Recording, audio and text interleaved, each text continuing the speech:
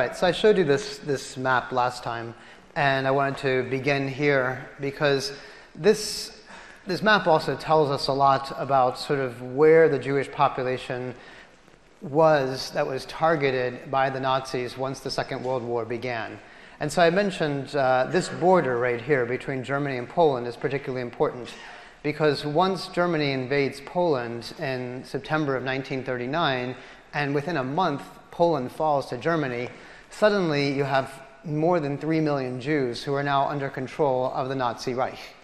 Now, this was not a surprise by any means to Hitler and the Nazis. They knew this and, in fact, had formulated very clear articulations before the war that they would annihilate the Jewish population in Poland as well as essentially expand the German Empire to include all of the Polish territories. They had already annexed Austria. That happened the year before, in 1938.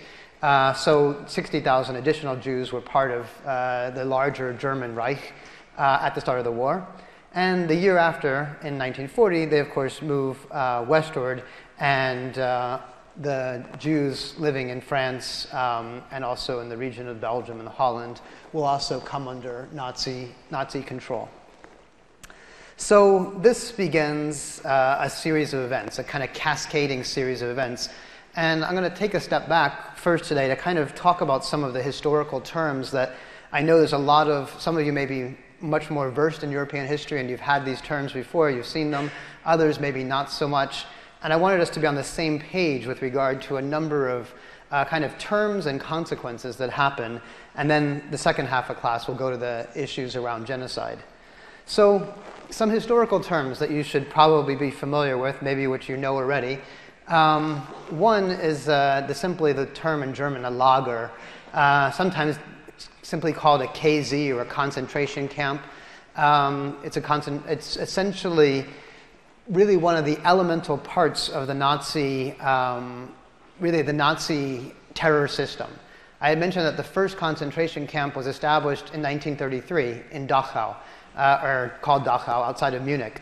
Other concentration camps throughout Germany were established in the 1930s. So you have Sachsenhausen outside of Berlin, you have Buchenwald outside of Weimar, you have Bergen-Belsen in the north. You have a number of other labor and slave camps as well. They're mainly, in the 1930s, used as detention centers. They're usually used for political dissidents. To a certain extent, in the late 30s, they become used for Jews. But you don't have a systematic annihilation of the Jews in the 1930s. You have really kind of a consolidation of power and terror, which we talked about last time, linked with fascism. By 1939, 1940, you begin to see, this happens particularly in Poland first, the establishment of ghettos.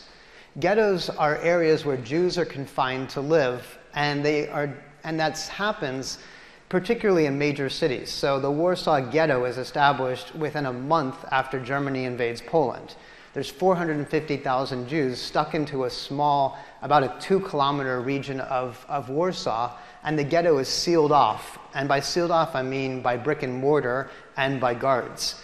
So all the Jews who live throughout Warsaw are now put together in a single place called a ghetto. When you have the ghettos, you also have a system of keeping track, particularly a census system that immediately happens, where the Nazis are working with Jewish leaders, often, to round up, find, bribe variously, to find out where the Jews are, make sure they're all there, keep track of them, their names, and also their material holdings. Ghettos become evacuated at different points throughout the 1940s through a process called deportation. Deportation happens primarily on trains. Almost every ghetto is established near a train station. This was Eichmann and Heydrich's idea. They knew this ahead of time because they were planning. This is an orchestrated plan, right? So when you read Heydrich talking about the establishment of what they're going to do in Poland, he says you establish ghettos near train stations, because train stations are transit stations to get rid of people. And this process means that in between the deportation, you have transit camps, which are like intermediary camps, and then you can bring people to concentration camps, which begin to have both a connection with slave labor, because the Germans realized that people who were of working age, generally above 18, sometimes 16, relatively healthy and fit, can also work and create munitions. They can work in factories. They can essentially create the military infrastructure that Germany will need to expand. Now, other people are not considered to be slave laborers because they can't work. They're too old, they're too young, they're sick. And so something, namely an extermination camp, gets set up. And the first extermination camps are set up in really systematically 1940-41. And we'll talk about that in a second. I mentioned last time that there were about 42,000 ghettos and camps established throughout Europe by the Nazis, so an amazing network of camps, transit systems, an extraordinary amount of effort to maintain them. The term Gestapo, which probably has come up in different places, you've seen before, is just shorthand for Geheime Staatspolizei. So the GE comes from secret here, the Geheim, and then the Sta comes from Staatspolizei. The PO is from police. So the Gestapo is one unit of Germany internal control. The SS, the so-called protective battalions or defense squadrons, the Schutzstaffel, are overseen by Heinrich Himmler, and they're the ones that ran the concentration camps and the death camps.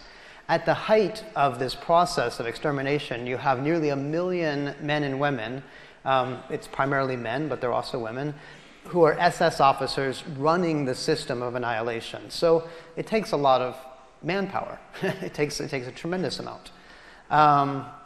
The SA were important within Germany primarily in the 1930s. The so-called Sturmabteilung, or literally storm unit or division, kind of a paramilitary group. They were the ones that caused riots and terror within Germany, responsible for Kristallnacht. They were the kind of paramilitary groups that also gave enabled Hitler to come to power. They were not as trained as the SS, and they also were not as elite as the SS. We'll talk about this today, the Einsatzgruppen, sometimes called Einsatzkommando. These were the first attempts to carry out genocide before the concentration camps. So when you had the German army moving through Poland all the way through Czechoslovakia, the Soviet Union, the Ukraine, you had these highly trained units of about 1,000 men following behind the German army, and their role was to shoot Jews, and to a certain extent gypsies and political dissidents in mass graves. And so the very first process of annihilation in the 1940s, between 41 and 42, was through these commandos. This is before you have extermination camps. Two other terms I'll mention, I'll come back to these later. A capo is the head of a concentration unit, generally a Nazi collaborator. And a Sonderkommando is a special commando who worked in a concentration camp, often a Jewish person who was promised life. They're promised to be able to survive if they helped do utterly horrific things like clean out gas chambers after people had been killed. So those are some of the historical German terms that you might have come across, and I just want to make sure you knew what they were. Okay. Nazi top command. So obviously we've talked about Hitler, we've read some of his writings. He's considered the Führer, the leader. He certainly popularized many phrases. I mentioned the German term of annihilation already, but also a belief of a kind of, I mentioned the oneness of fascism, the fact that it really, a sense of purity and consolidation of power. Ein Reich, ein Volk, ein Führer. One Reich, one like empire, one people, one leader. And really the idea of invading Poland in the first place was about expanding the living space of Germany, the Lebensraum. And this also meant purifying it, cleansing it, getting rid of the undesirables. Second in command, Hermann Göring, considered the successor to Hitler. He was the one that authorized Reinhard Heydrich to carry out the final solution.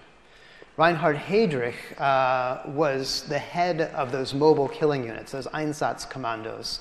He was the head, he was often considered the mastermind of the Holocaust.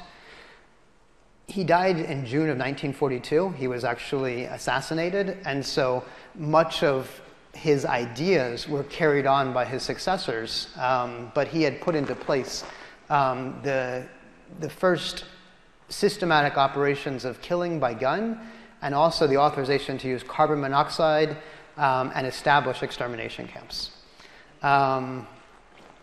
Himmler was the head of the SS, and so I remember the SS were the people that ran the concentration camps. He was also head of the secret police and the secret security office. That was his role, very similar in some ways to Göring's. And finally, and we'll talk about this a little bit next week as well, those Einsatzgruppen, those groups of soldiers that went behind the military lines, were divided into different battalions, just simply called A, B, C, and D. And they moved through both small cities and towns behind the German army. And like I said, they rounded up groups of people and murdered them en masse into mass graves. We know a lot about this actually today because so much of what's happening in the Ukraine and areas of Belarus and Estonia and Latvia and Lithuania and Russia is happening based on forensic evidence. And so it's a really interesting kind of study that we're only beginning to understand the scope of where all these mass graves are because of archaeological and forensic evidence that's locating these sites of mass violence that had been previously really unknown. And so it's an extraordinary area of Holocaust studies that right now has been taking off because of scientific evidence. Bullets are preserved over time, and they're easy enough to locate with forensics. So let's, I'm going to go back to the speech that we saw at the end of The Eternal Jew, the film from 1940 that we talked about last time. This speech that I asked you to look at in its entirety in the readings for today. And this is Hitler on the 6th anniversary in power. And I just wanted to say a couple things about it because this, again, this is what gives rise to, well, this is what kind of unleashes the final solution. So he says, we're determined to put an end to the way this alien people, the Jews, is infiltrating our society. In my lifetime, this is a kind of reflective moment, in my lifetime I have very often been a prophet and have mostly been ridiculed for it. I've been ridiculed for my predictions. In the period of my struggle for power, this is in the 1920s and 30s, it was primarily the Jews who laughed off my prophecies. He couldn't be serious, this is crazy. I believe, however, that German Jewry is now choking on its resounding laughter. And then he says, today I will once again be a prophet. I'm going to tell you the future. I'm going to predict it. I'm telling you what I'm going to do, right? It's not like you have to read into this. It's not a metaphor. It's not a lie. I'm predicting the future. I'm going to do this. And say, if international finance Jewry in and outside of Europe succeeds in plunging nations into another world war, then the end result will not be the Bolshevization of the planet. He considers Jews and Bolsheviks and communists to be the same here. And thus the victory for the Jews, it will be the annihilation of the Jewish race of Europe. So again, thinking about what I talked about last week about prophecy, lies, and actions are all connected together here. The lie is that international finance Jewry plunged the nations into war. They had nothing to do with starting the war. Hitler started the war. But they're the scapegoat.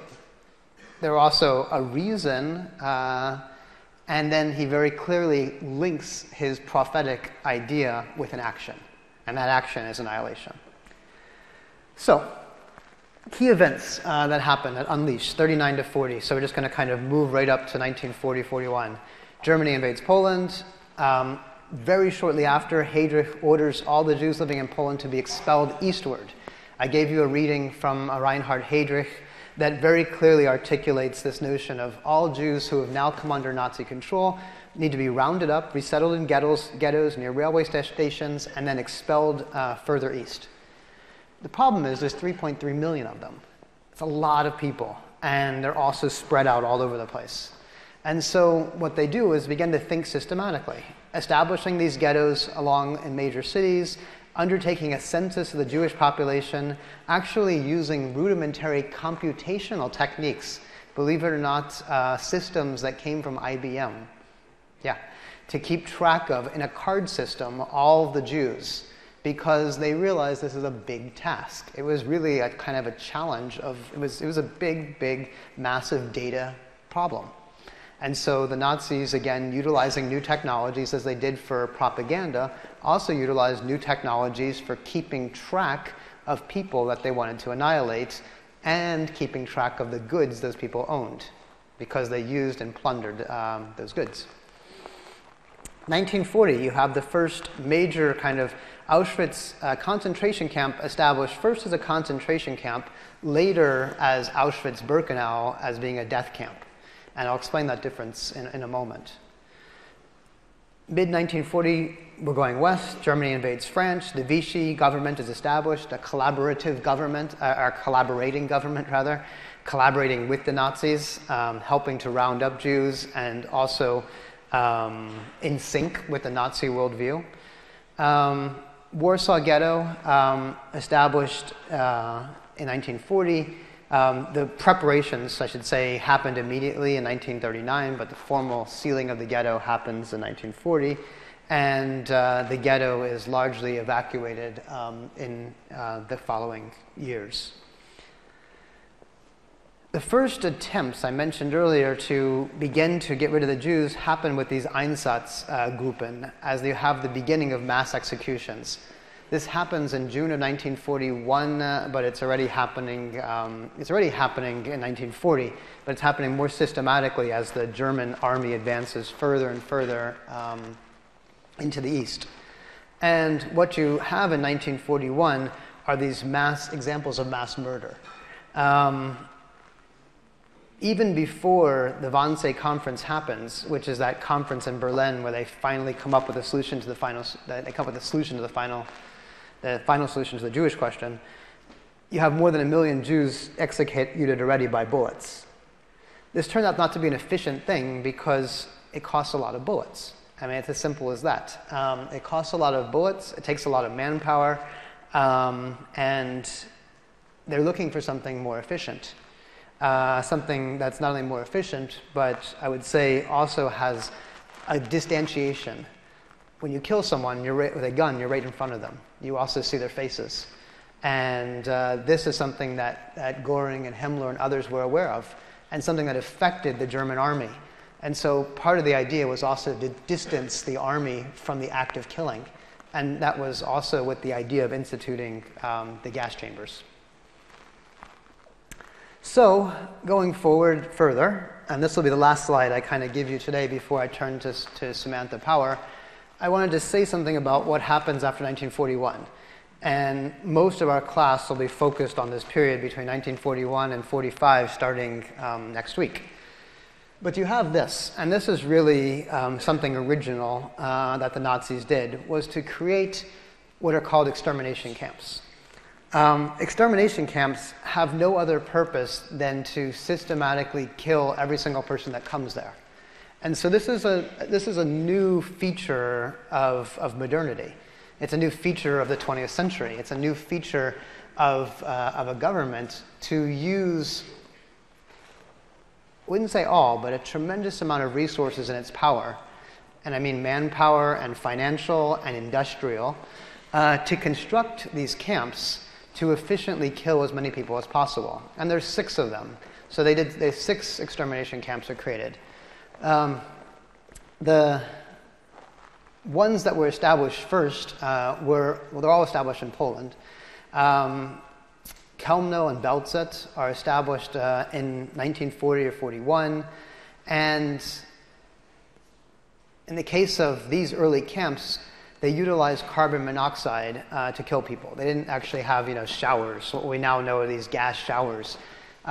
These vans were essentially like semi-trucks, similar to what we have today. Large trucks that were outfitted with, at the bottom, with a way of pumping carbon monoxide engine exhaust into them. And so people were forced onto these mobile vans or trucks, usually about 80 to 100 people at a time. And then carbon monoxide was pumped in, and then the people were disposed. And this happened, these were the first efforts at mass extermination and that issue of distantiation that I mentioned earlier. So the rates at which you can see 600,000 people killed in Belzec, 300,000 killed in Kelmnil, a killing rate of 15,000 people per day is really unbelievable and extraordinary, hard to imagine. One of the people that we'll see an interview with in the coming weeks when we look at the film Shoah is an SS officer by the name of Franz Zuchenbel, who worked in Treblinka, who was put on trial actually for his work in Treblinka because he was certainly present at the executions, was found not guilty. But he described kind of the system of Nazi concentration camps, and he said, the first major extermination camp was like a laboratory, meaning we were trying it out. We didn't really know what to do. It was experimental. So Belzec, with the carbon monoxide, was very much like a lab. He worked in Treblinka.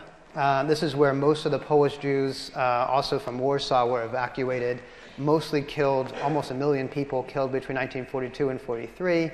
First using carbon monoxide gas, later gas chambers, and that used Zyklon B, which was a pesticide.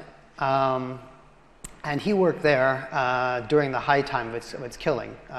He described this camp, Treblinka, as a primitive but efficient production line of death. Very much thinking of the extermination camps as a kind of industrial model, right? As like you can make things or you can destroy things. You can think of a conveyor belt. It's meant to systematize something, make it efficient, make it move forward, and in this case, it's death. You said that he worked in the camps for that, and it was the death camp specifically for that. It was Treblinka. He was exonerated. He was exonerated. Yeah, we'll read the court thing later. Yeah. Yeah, I mean, he claimed that he never... This is an interesting question about many of the Nazis who worked in these camps.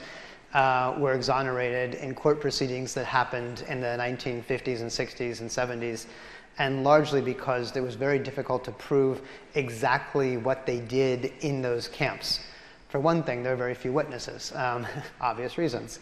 At the same time, many would say that they said or claimed, I wasn't the one actually pulling the lever or the trigger or dropping the gas. I was there as a guard, making sure people didn't escape. And so you'll read his deposition that he gave and the reasons why. It's hard to imagine that, you can judge for yourself. He referred to Auschwitz-Birkenau, which was probably now we know the best known extermination camp, as a factory for the mass production of death. So you have moving from a lab to a primitive but efficient production line to a factory. An amazing kind of industrial language to be used to talk about this. And again, you think of all of the kind of efforts of rational thinking in some ways that were used to produce something that was utterly irrational. And that's I think a fundamental paradox. And then finally, Sobibor, which is one of the comparatively smaller camps established outside of a major Jewish center of Lublin in Poland. So these are the major extermination centers. This was something that was really unique to the Nazis. This is something that was systematic. It was something that utilized industrial and modern techniques of transportation and orchestration to carry out, and we'll look at this, over the next couple of weeks. We'll see examples not only from the side of the perpetrators, but also from the victims who had experienced this horrific reality. Okay. So this is all, I guess, kind of like historical background. So I'm going to turn to something else today, or turn kind of to the question of response and responsibility, because this is something that I think should also haunt us as we look into and understand both the Holocaust as well as other instances of genocide. And I guess she's probably no longer in this position of U.S. ambassador to the United Nations, but was appointed by Obama and had served as part of the U.S. Department of State since 2008. In that capacity. So Samantha Power is was a professor at Harvard. She founded their Center for Human Rights Policy and was executive director of it for a while. And the book that I had asked you to read some sections of won the Pulitzer Prize a number of years ago, and it's called A Problem from Hell, which is a reference actually to Rwanda. It's a reference to the Rwandan genocide from 1994, and a call from UN officials who were on the ground as the genocide unfolded to the Clinton administration. This is Bill Clinton, obviously. It's saying we had a problem. There's a problem. There's a problem from hell. That is that what's unfolding, the horror that was unfolding, that largely was carried out by machetes as one group of Hutus massacred another group of Tutsis. And it happened extremely fast. It happened in a period of 90 days in Rwanda, and the number of victims was more than 1 million people, extraordinarily fast. And the role of America here was largely, as she documents, was largely on the sidelines, meaning was largely not to intervene, didn't intervene, but yet knew what was happening, and there was a sense of debating as to what can be done or how to handle it. And her argument in this book is really looking at genocide more broadly in the 20th century of what did we know, when did we know it, how did we behave?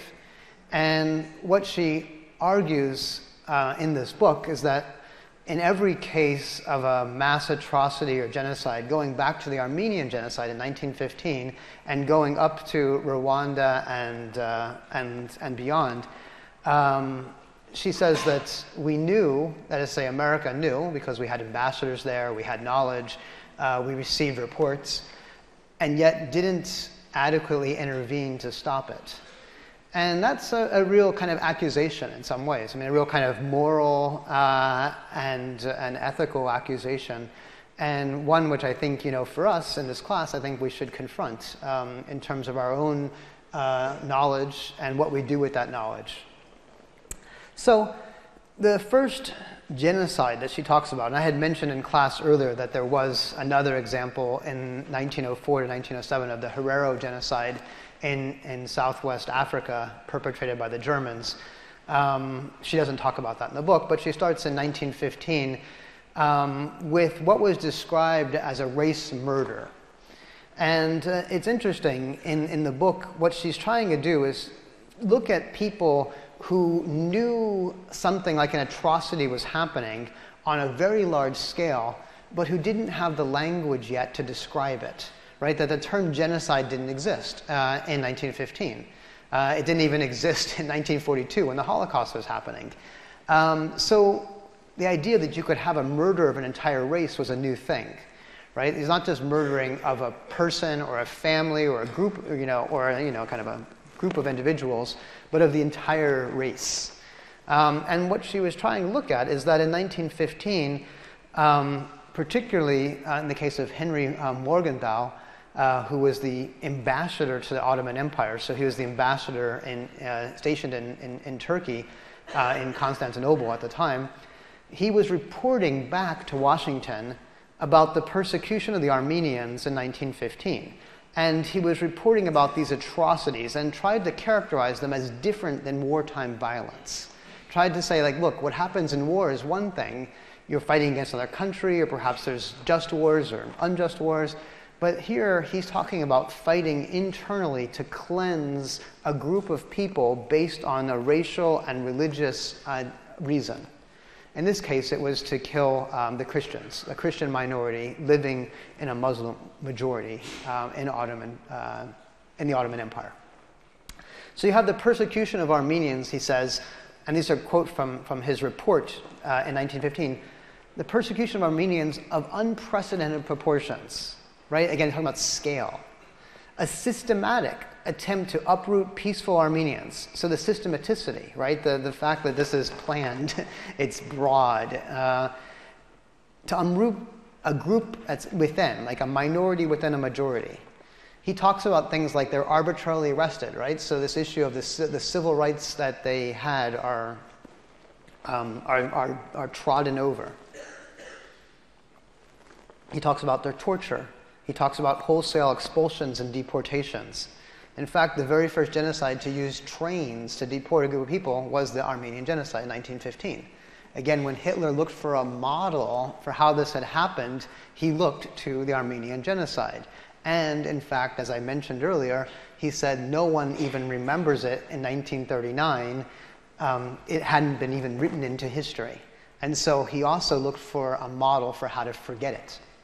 He looked for a model to how to carry it out and a model for its oblivion. Now this is really, striking to us, right? Because it wasn't really forgotten. That is to say, people knew about it. In fact, our ambassador, stationed there was wiring information back to DC to the president saying, we need to do something. And so he had also had meetings with folks in Turkey who had presided over the genocide, which was essentially a mass murder campaign, a deportation campaign, and a starvation campaign where, and we don't know the exact numbers, between 1 and 1.5 Armenians were killed between 1915 and 1917. And Mr. Mehmed Talat, who you read about in the book, had escaped from Turkey, resettled in Germany, was living a free life in the 1920s, early 1920s, before he was gunned down and shot by an Armenian who had lost his family. So he essentially was murdered for his role in committing the genocide, but never put on trial by any state, and never brought to justice by any state. So this is striking. So variations of non-response. This was perhaps, for Samantha Power, one of the issues that she looks at these variations of how America had knowledge of what was going on but didn't respond. Some of these things are, it's not our problem. It's a problem of national sovereignty. It's a problem in that, part of the world. We don't want to get involved in this matter. We can't be the world's police. Things like that. With regard to the Holocaust, it was a combination of, in 1943, we had aerial photography of precisely where we could have bombed Auschwitz, and decisions were made in 1943 not to do so. Part of that was because of shifting of resources. Part of it was exactly, if you look at the documents of the discussions that were had, is you would have had to shift resources away from the war effort, planes and bombs and other perhaps resources, and didn't do so. Then this other aspect of it can't simply be true. The reports have to be exaggerated. This is too big. It's too extraordinary. It's unimaginable. Can they really kill 15,000 people a day? That's craziness.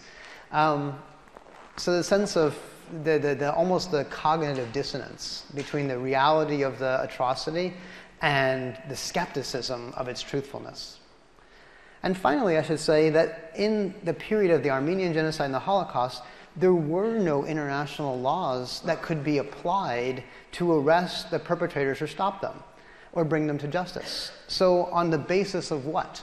The Nazis essentially made their own laws up, right? They basically said it's perfectly legal. The Jews don't have citizenship. We stripped that already. The Jews are subject to the state. The Jews are enemies of the state.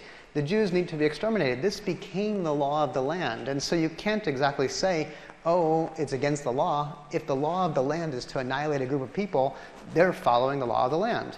And therefore, one has to think, obviously, outside of the law of the land. One has to think internationally. Are there international laws or rights or responsibilities of the international community to arrest and bring to justice perpetrators of genocide? And in 1942, there weren't.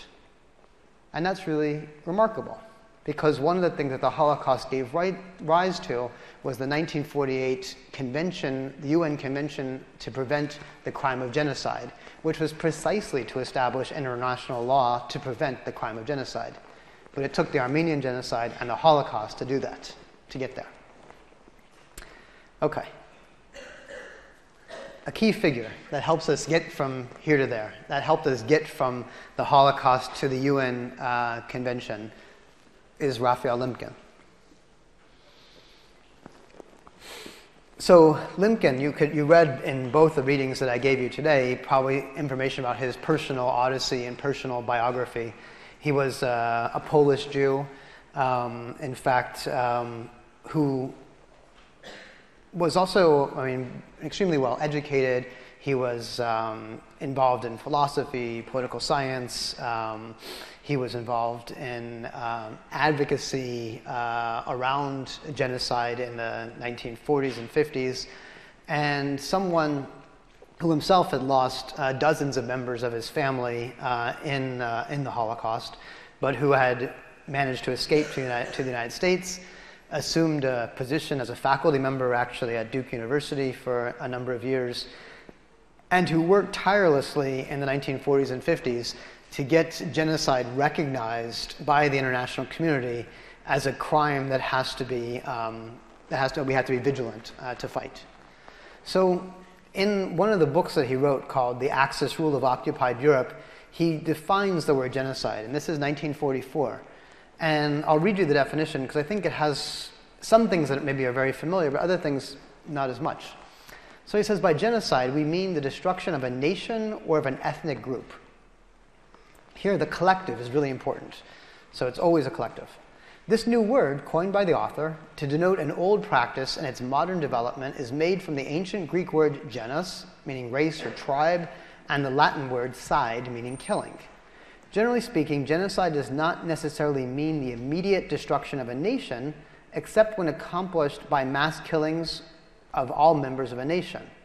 It's intended rather to signify a coordinated plan, that's key, the agency, the planning, the systematicity, of different actions, all coming together, aiming at the destruction of essential foundations of the life of national groups with the aim of annihilating the groups themselves. So there's kind of two phases here. You have to destroy, not only by killing, but you're also destroying the culture and the specificity of that national group, that cultural, social specificity. So when you're killing, in the case of, say, the Jews, yes, you're killing families, yes, you're killing people, but you're also destroying a religious culture, you're destroying history, you're destroying a language, in the case of Yiddish, you're destroying literature, you're destroying all these other aspects that are part of the foundation of the life of the national group. Genocide is directed against the national group as an entity, and the actions involved are directed against individuals, meaning individuals are killed, but ultimately the entire group is what you're trying to kill. Not in their individual capacity, but as members of the national group. So again, just to go back to some things I would highlight. The coordinated plan, this is critical because one of the things about genocide has to do with intentionality. The Nazis didn't obviously kill every single Jew in the same ways that the Hutus didn't kill every single Tutsi, or the Ottoman Empire didn't kill every single Armenian. But the intentionality and the coordinated plan is absolutely critical for recognizing the plan of genocide. The aim is the destruction of those foundations of that national group. All right. So the last thing we're going to spend some time looking at are actually the articles in the 1948 Convention on the Prevention and Punishment of Genocide. And I'm going to go through each of the articles briefly, and that'll be where we end today. So I had mentioned that genocide, even after the Holocaust, was not a crime where any of the perpetrators were charged with in 1945. So the very first trial that happened in Nuremberg, a couple of months after the perpetrators, those who were still alive, were arrested, they were charged with crimes against humanity, they were charged with mass atrocity, they were not charged with genocide. And such a convention and international body didn't exist to adjudicate such crimes. So it was only until 1948 that you had this. And so this is what Limkin had essentially worked for that period from 1944 when he coined the term until a number of years later, was the creation of a convention to punish the crime of genocide. So the contracting parties, having considered the declaration made by the General Assembly of the UN in this resolution dated So the resolution came in 46, but it wasn't ratified until, by some of the party, by 48. Genocide is a crime under international law. And that's very important, that there is such a thing as international law, and it's a crime under international law. It's not a crime under national law, but it's a crime under international law. And that it's contrary to the spirit and aims of the United Nations and condemned by the civilized world. Recognizing that all periods of history, genocide has inflicted great losses on humanity, and being convinced that in order to liberate mankind from such an odious scourge, international cooperation is required. And hereby we agree as hereafter provided. And so these are the articles that then are presented. The contracting parties confirm that genocide, whether committed in time of peace or in time of war, is a crime under international law which they undertake to prevent and punish. So it doesn't matter when it happens, it's a crime under international law, and there's a body now in place that will work to prevent and punish that crime. So that's Article 1. Article 2 is definition.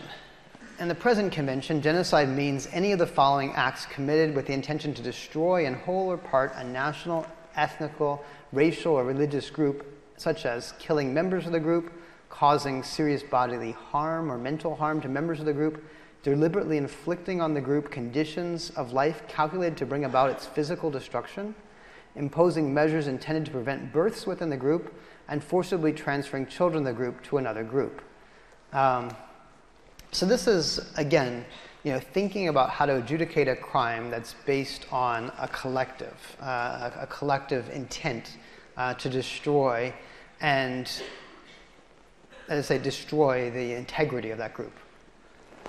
In terms of the crimes that are punishable, genocide, conspiracy to commit genocide, meaning, and this what is important because it means that someone standing by, who is there but perhaps not pulling the trigger, is also implicated, right? Direct and public incitement to commit genocide.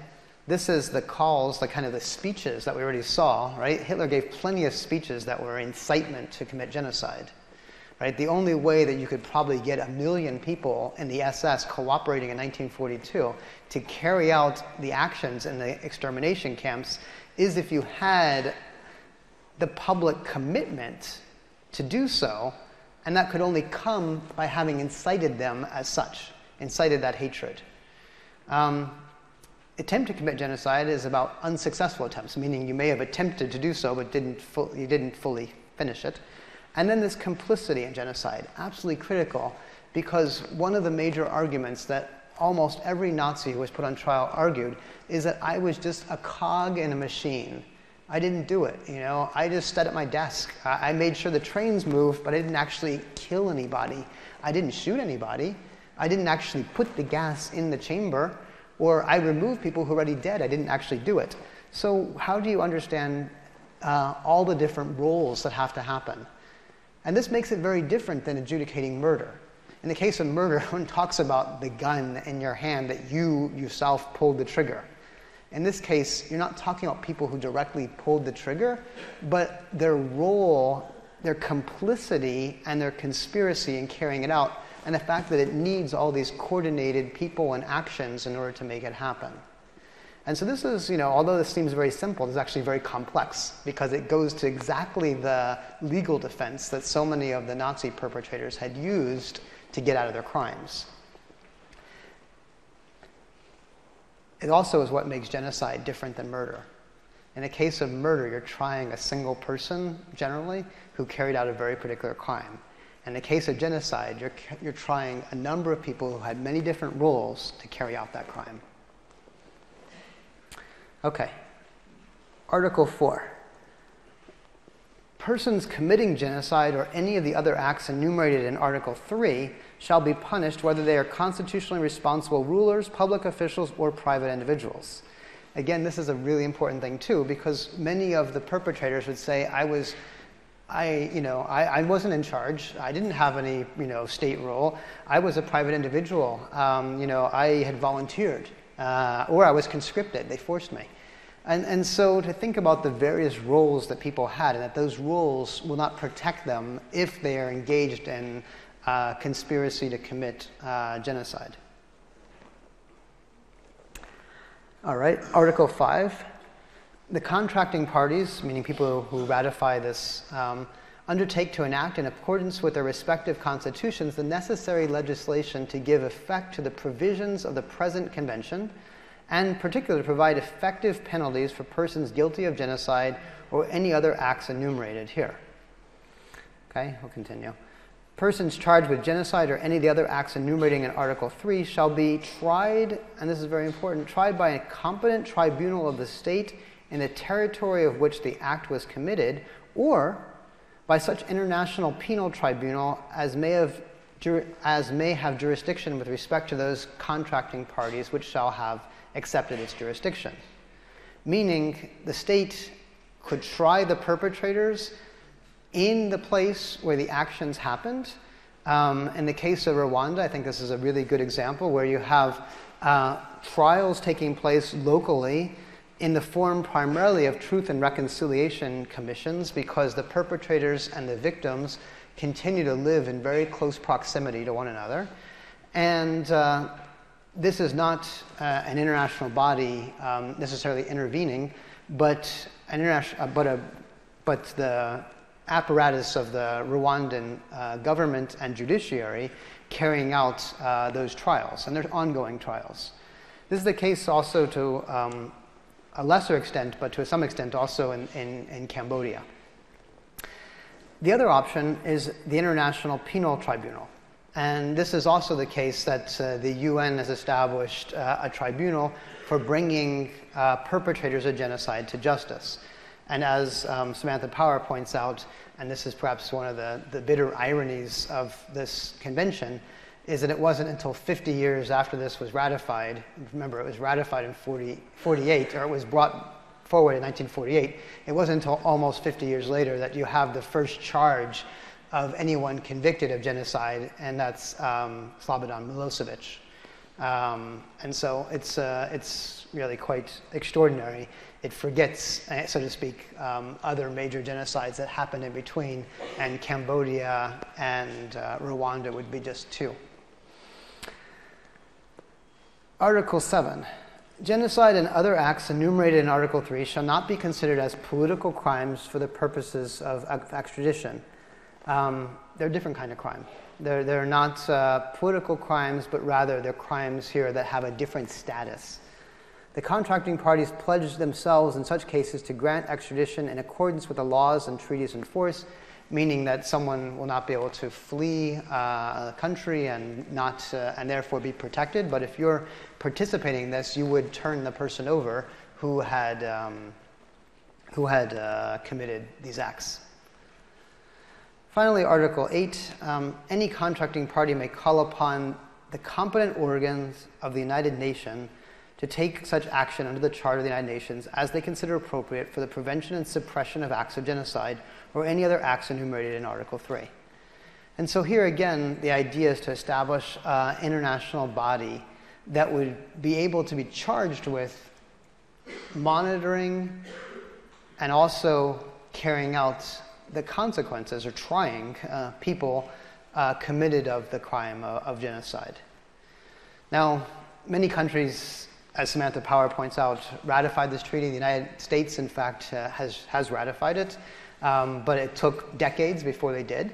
And I'd also mention, as she does in a kind of somber tone, is that it seems to have a substantially more amount of words than actions behind it.